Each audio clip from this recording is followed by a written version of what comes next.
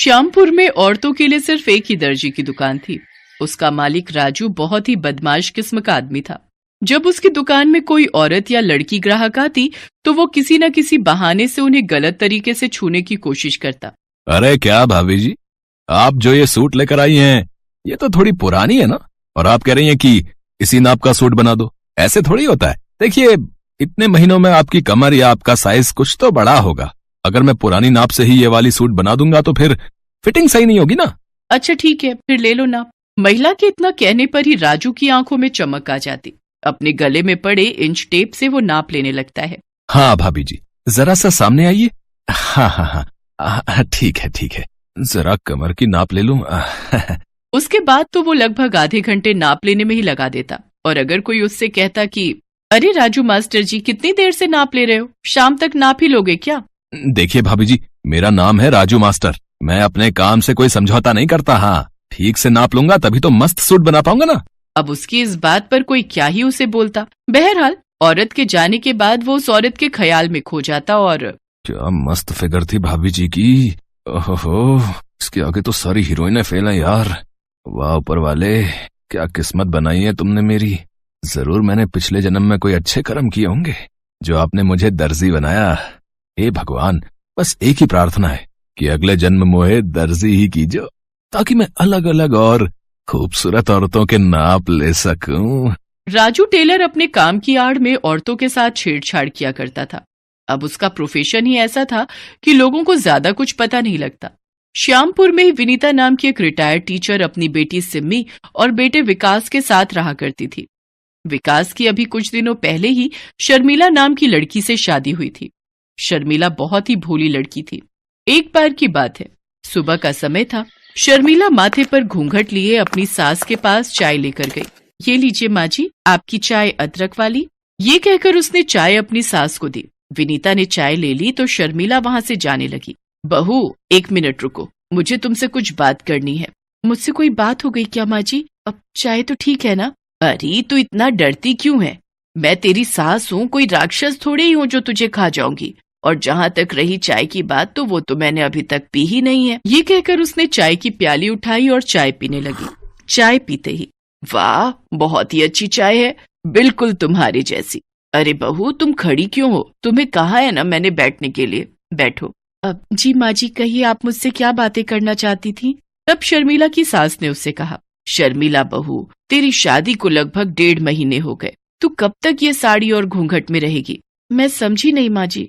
बहू, अब हमारी पीढ़ी की तो तुम हो नहीं कि घूंघट और साड़ी में ही हमेशा रहो।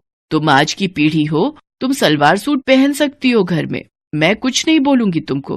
पर माँ जी, मैं तो सलवार सूट लेकर आई ही नहीं, मुझे लगा कि शादी के बाद साड़ी में ही रहना होगा। भला ऐसा भी होता है क्या? उसके बाद विनीता ने अपनी बेटी सिम्मी को आवाज लगाई, सिम्मी, सिम्मी। सिम्मी उस समय कॉलेज जाने के लिए तैयार हो रही थी। माँ की पुकार सुनकर वो बाहर आई। हाँ मम्मी, क्या कह रही हो? कहीं जा रही हो क्या? क्या मम्मी, इस समय मैं कॉलेज जाती हूँ ना। पर आज तो संडे है ना, विनीता ने कैलेंडर की ओर देखते हुए कहा। तब सिम्मी कैलेंडर के पास गई और उसे पलटते हुए कहा, मम्मी, जनवरी खत्म हो गया है, ये फरवरी है, फरवरी, और आज शनिवार है। ओह, मैंने तो ध्यान ही नहीं दिया। अच्छा ये तो बोलो कि तुम मुझे बुला क्यों रही थी? सिम्मी बेटा, वो तुम्हारे पास 3-4 सूट के कपड़े पड़े हैं ना जो पिछले महीने खरीदे थे। हाँ माँ, है तो। सुनो ना, वो तुम भाभी को दे दो, वो उसे राजू टेलर के पास जाकर सिलवा लेगी। तुम्हारी भाभी के पास एक भी सूट नहीं है। अच्छा माँ, मैं दे देती हूँ। सिम्मी ने सूट के कपड़े अपनी भाभी को दे दिए। सिम्मी कॉलेज चली गई। बहू सुनो, ये लो सूट का कपड़ा, इसे सिलवा लो। यहाँ से थोड़ी दूर पर राजू टेलर्स है, तुम उसके पास चली जाओ। मैं अकेली जाऊँ? हाँ बहू, चली जाओ ना। तुम्हें तो पता है ना मेरे घुटनों में कितना दर्द रहता है। अगर तुम्हारे साथ गई तो फिर 1 सप्ताह तक चलना फिरना सब हराम हो जाएगा। शर्मिला सूट का कपड़ा लेकर राजू टेलर्स के पास गई। राजू ने उसे देखा तो, ये कौन देहाती हुस्न की परी आ रही है? घूंघट वूंघट निकाल के, पहले तो इसे कभी नहीं देखा। राजू टेलर शर्मिला को घूर घूर कर देख रहा था। उसे इस तरह घूरता देखकर शर्मिला झेंप गई। तब राजू ने उससे पूछा, कहिए क्या सेवा करूं मैं आपकी भाभी जी? जी, ये सूट बनवाना है। हाँ हाँ, बना देंगे बना देंगे। वैसे कैसा बनवाना है, पटियाला या नॉर्मल? पटियाला। अरे पटियाला नहीं पता आपको? आजकल वो स्टाइल बहुत चलता है। मैं तो एक्सपर्ट हूँ पटियाला का। मेरे पास दूर दूर से लोग आते हैं पटियाला सूट सिलवाने। उसके बाद राजू टेलर ने शर्मिला को दुकान पर रखे कुछ सैंपल दिखाए। शर्मिला को वो पसंद आ गए। हाँ जी सही है, ऐसा ही बना दो मेरा। अरे ऐसा क्यों, इससे अच्छा बना देंगे आपका, लेकिन पहले आपको देना होगा। देना होगा? क्या देना होगा? अरे नाप देना होगा, नाप। बिना नाप मैं कैसे बनाऊंगा आपके लिए पटियाला सूट। उसके बाद राजू शर्मिला का नाप लेने लगा।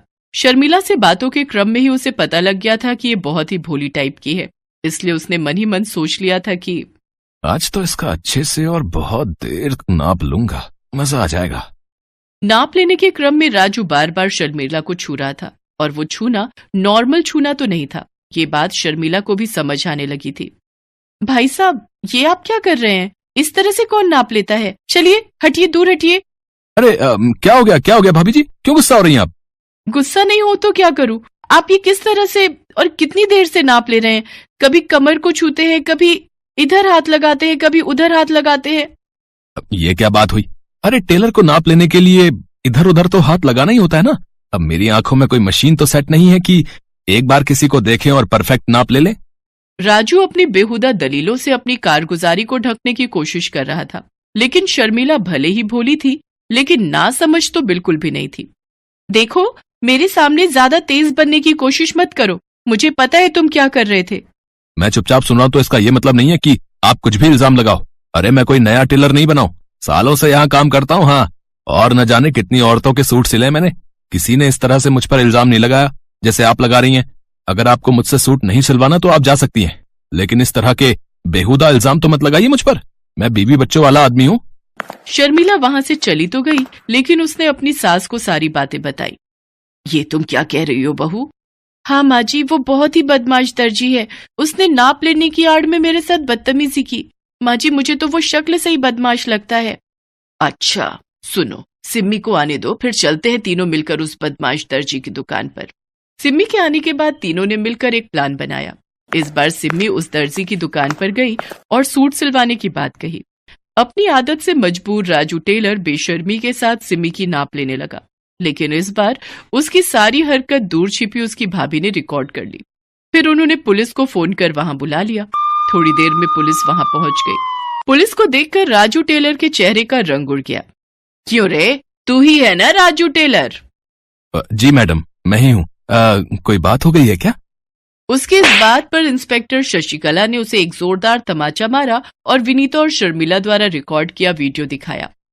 बेशर्म, यही करता है तू दुकान में अपनी? औरतों को क्या समझ रखा है तूने? चल तू थाने चल, इतने डंडे तुझे मारूंगी, इतने डंडे तुझे मारूंगी कि तेरी सारी बेशर्मी निकल जाएगी। इंस्पेक्टर शशिकला ने राजू टेलर को जेल भेज दिया। उस पर मुकदमा चला और उसे 5 साल की सजा हुई।